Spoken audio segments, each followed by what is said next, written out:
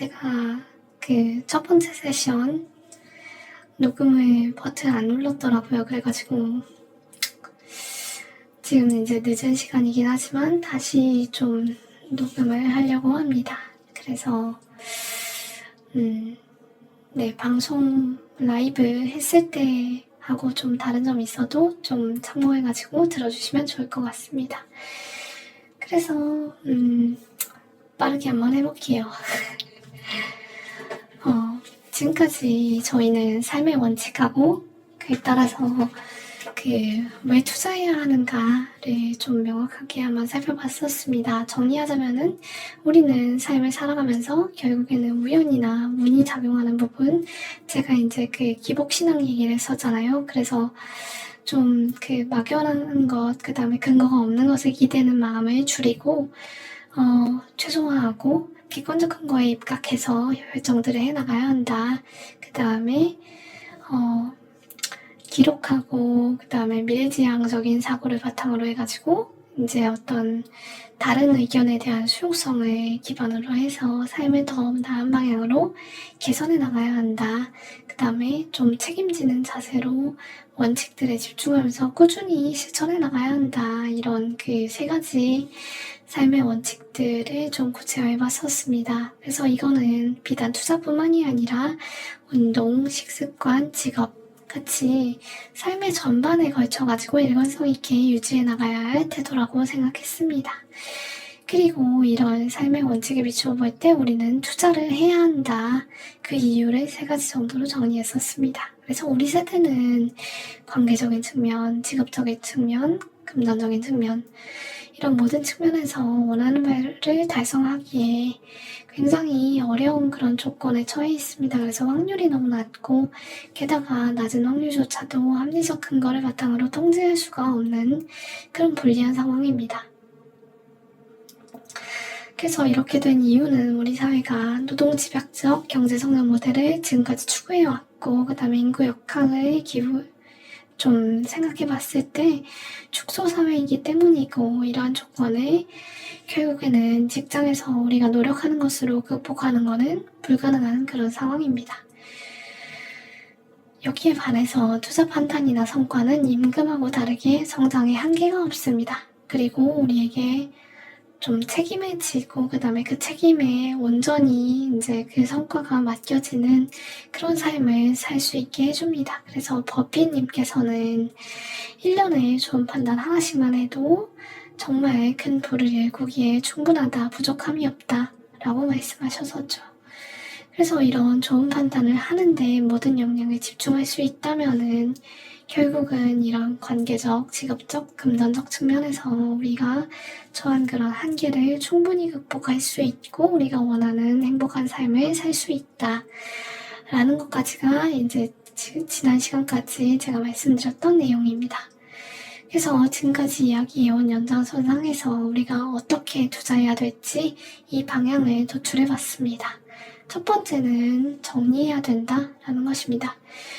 구조화되지 않은 과도한 정보는 판단을 방해할 수밖에 없습니다. 우리가 삶을 꾸준히 개선해 나가기 위해서는 일관된 방향으로 우리가 이제 보유한 그런 시간과 자원들을 노력을 집중해 나가야 합니다. 그 과정에서 우리는 쉽게 집중력을 잃어버리고 다른 생각을 합니다.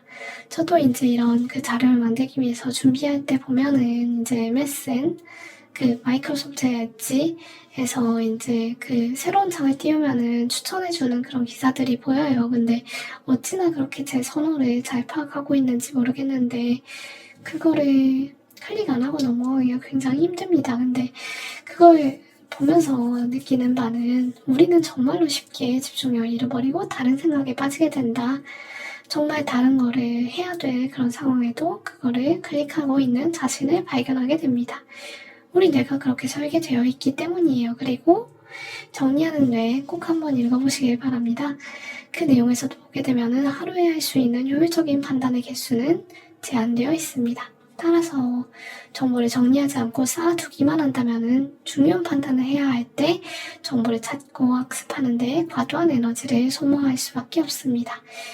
그리고 다행히도 우리가 정리하는 습관은 정보를 정리하다 보면은 더 효율적으로 정보를 정리하는 방법을 찾게 되고 검색과 정보 인출에 시간과 노력이 덜 소모되는 자료 구조를 구축할 수 있게 됩니다. 그래서 정리하는 습관은 점차 개선돼요.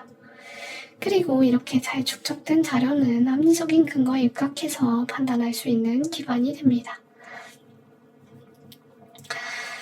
그래서 이제 카톡방에서 보게 되면은 수많은 뉴스들을 공유하고 대화를 나누기도 합니다. 그 자체가 당연히 이제 다른 사람이 좀 생각할 수 있는 거리를 제공하게 되고, 그 다음에 이제 그 생각의 지평을 좀 확장할 수 있게 해준다라는 점에서는 큰 기여라고 생각합니다. 하지만 더 중요한 건 스스로에게 도움이 되는 거라고 생각하고, 스스로에게 도움이 되려면은 이런 정리하는 작업이 꼭 필요하다고 생각해요. 그래서 네이버 카페는 이렇게 정리된 자료를 축적하는 용도로 만들어졌습니다. 이곳을 통해서 더 많은 사람들이 정리된 정보를 나눌 수 있었으면 좋겠습니다. 그래서 정리하는 포맷에는 투자의 6가지 관점입니다. 그리고 각각의 관점, BM 성장성, 경제적 혜자, 협상력, 자본 배치, 밸류에이션, 이런 6가지 관점은 모두 팩트를 나열하는 것만으로는 끝나지 않고 왜? 라는 질문에 스스로 판단하여 답하도록 설계되어 있습니다. 그래서 이런 질문들을 답해보면서 다른 사람들은 어떻게 생각하는지, 그리고 어떤 방향이 더 합리적 관점에서 근거를 갖춘 판단인지 답을 찾아가는 과정에서 스터디원들의 투자 방법이 계속 개선되어 나가기를 바랍니다.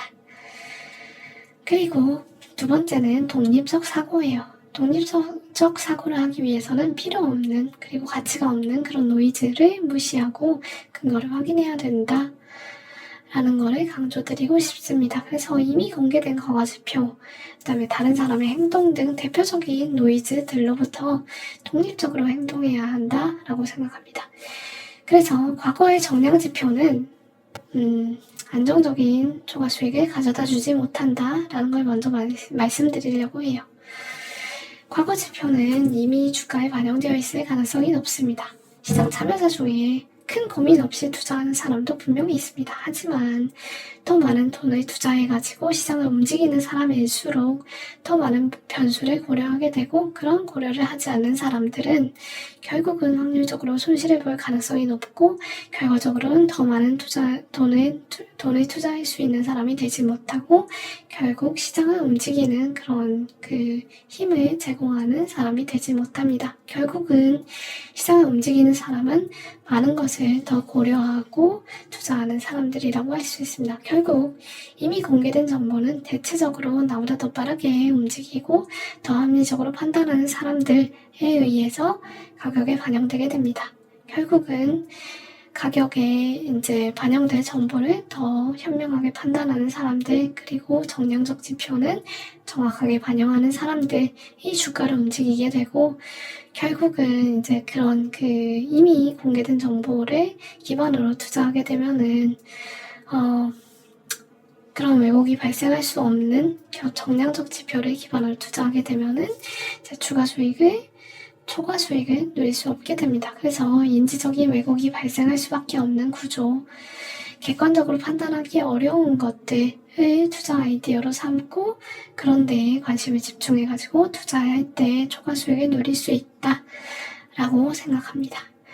그리고 다른 사람들의 매매 행동은 거기를 추종하는 것은 손실의 지름길이 될 수밖에 없습니다. 선사시대부터 우리 조상은 다른 사람의 행동에 영향을 받을 수밖에 없도록 그렇게 이제 DNA를 발전시켜 왔습니다. 다른 사람의 행동에 민감할수록 생존에 유리했기 때문이죠. 그래서 그런 유전 인자를 가진 사람들이 더 많은 자손을 남겼고, 그 결과 우리 DNA에는 다른 사람을 신경 쓰는, 다른 사람을 모방하는 본능이 남아 있습니다. 하지만 이런 행동이 주식 투자에는 해가 됩니다. 다른 사람이 살 때 이에 동조하면 비싼 가격에 매수할 수밖에 없고, 다른 사람이 팔 때 이에 동조하면 더 싼 가격에 팔 수밖에 없습니다. 양쪽 모두 손실을 낳는 투자 방식입니다. 하지만 우리나라는 과거에 노동집약적 경제성장 전략을 펼쳐나갈 수밖에 없었고, 그래서 가르치는 대로 지침대로 행동하는 숙련 노동자가 많이 필요했어요. 그랬기 때문에 대한민국의 교육 방식이 이런 방향으로 발전할 수밖에 없었습니다. 하지만 이제는 노동집약적 경제성장 전략이 더 이상 먹히지 않습니다. 더 싸게 노동력을 제공할 개발도상국 숙련 노동자들이 너무나 많아진 거죠. 그리고 더 나아가 우리는 투자자입니다. 주입식 교육의 결과물인 우리는 책임있는 투자에 적합한 사고체계를 형성하기 힘듭니다. 그렇다면 투자에 적합한 사고체계는 무엇인가를 다시 한번 생각해 봐야 되겠죠. 있는 그대로의 사실로부터 2차적 사고를 가지고 근거 있는 판단을 하고 그 판단에 대해서 책임을 지는 사고체계, 바로 그것이 투자에 적합한 사고체계라고 할 수 있습니다.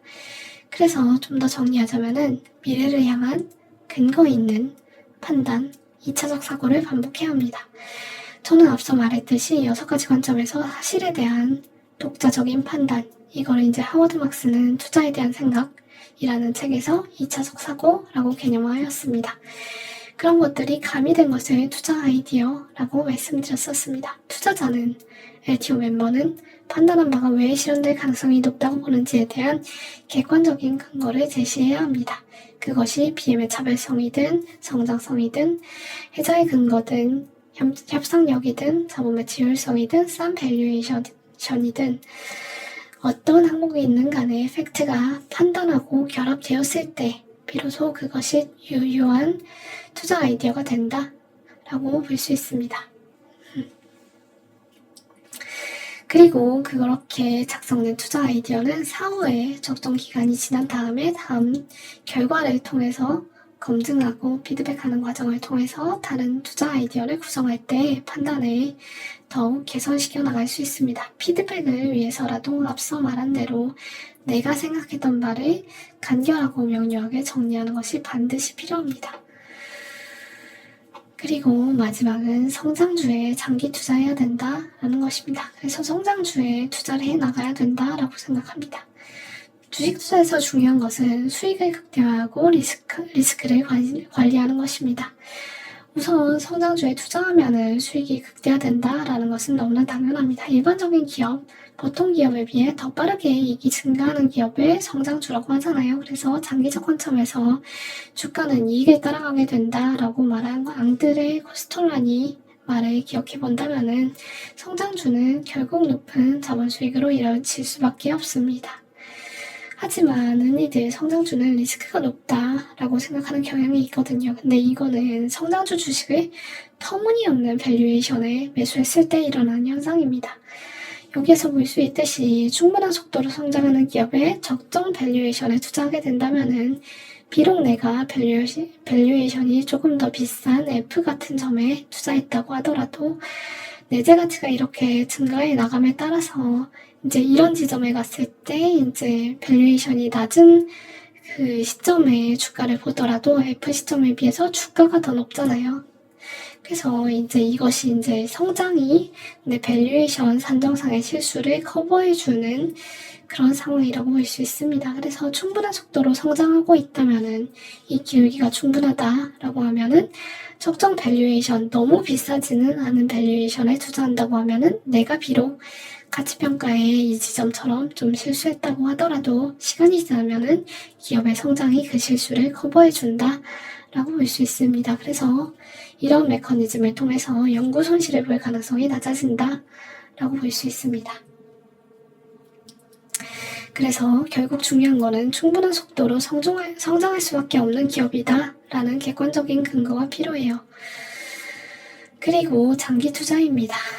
그래서 장기적 관점에서 구성한 투자 아이디어가 이익으로 반영되어서 그것이 주가로까지 이어지는 데는 분명히 충분한 시간이 필요합니다. 이를 두고 크리스토퍼 메이어는 100배 주식이라는 책에서 6개월 이하의 주가 변동에 대해 지적으로 토론할 방법은 없다라고까지 하였습니다.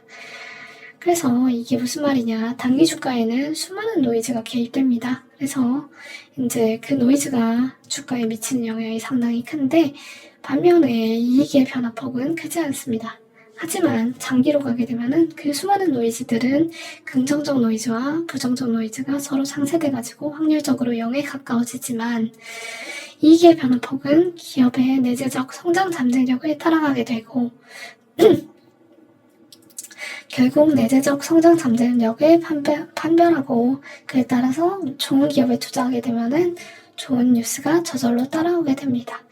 흔히들 이슈나 정량적 지표, 테마 같은 것들에 투자하는 사람들이 있습니다. 그런 방법은 아까 말씀드린 대로 보다 더 똑똑한 사람들이 많고 그거를 이제 정보를 항상 모니터링하고 있는 그런 시장을 어떤 이끌어가는 사람들, 그런 시장 참여자들을 과소평가하는 투자 방법이고 따라서 지속가 가능하지 않습니다.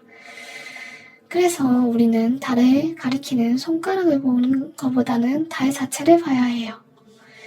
그래서 뉴스로 나타난 것이 손가락이라면 우리는 그 원인이 된 실상, 즉 그 기업의 내재적 경쟁력을 봐야 합니다.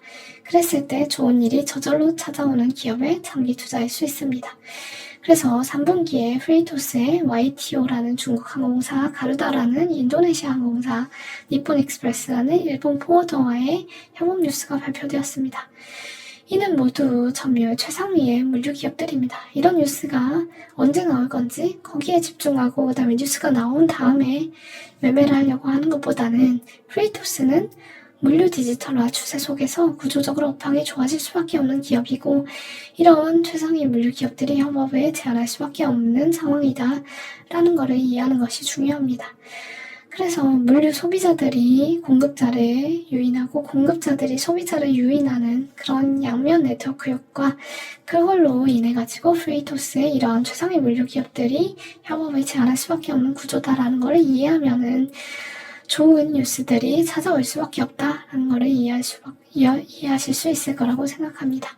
도어대시도 마찬가지예요. 웨이모나 아니면 서브로보틱스, 크리티오 같은 기업들하고 파트너십을 체결하잖아요. 근데 이런 것들의 이면에는 배달 플랫폼 기업으로서 막대한 트래픽과 네트워크 효과를 바탕으로 해가지고 좋은 뉴스가 저절로 찾아올 수밖에 없는 기업이다 라는 것이 이유입니다. 그것이 달이고 달을 가리키는 손가락을 보는 것보다 달을 보고 투자하는 것이 바람직하다라고 생각되었습니다. 그래서 뉴스가 찾아볼 수밖에 없는, 호재가 찾아올 수밖에 없는 기업의 내재적 잠재력을 발견하고 투자하는 것이 객관적 근거에 입각해서 보다 높은 확률로 시장에 비해 초과 수익을 내는 방법이다 라고 생각되었습니다. 그래서 이걸 판별할 수 있는 6가지 관점을 제가 제시드렸었는데 다음 라이브부터는 이제 각각에서 이제 이것들이 어떻게 투자 아이디어로 독특한 그런 그 관점들,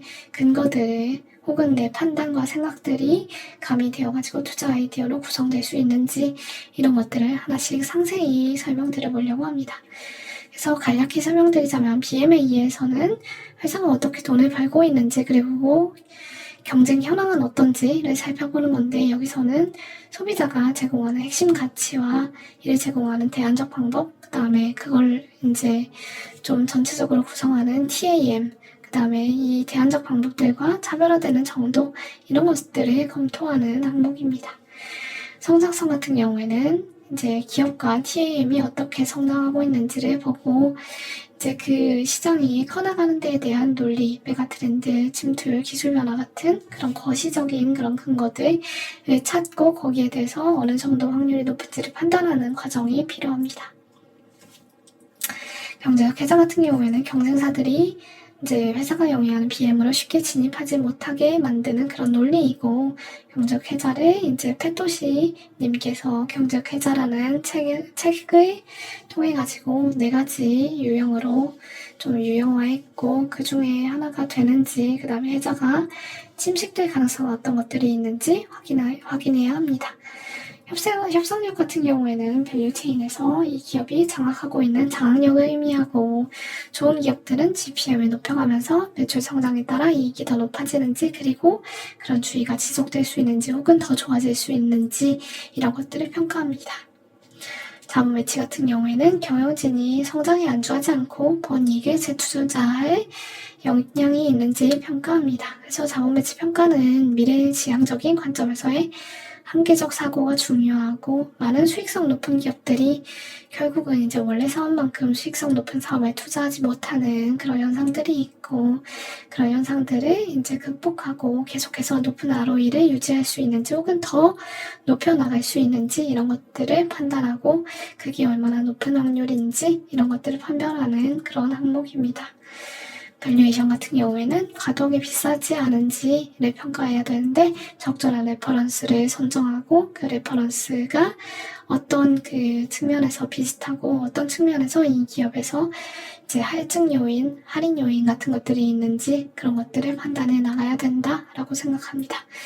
그래서 각 관점을 검토할 때 우선 명확히 파악해봐야 할 그런 사실들을 열거하고 이를 판단으로 연결짓는 방법들에 대해서 앞으로 좀 더 구체적으로 이야기해 보려고 합니다.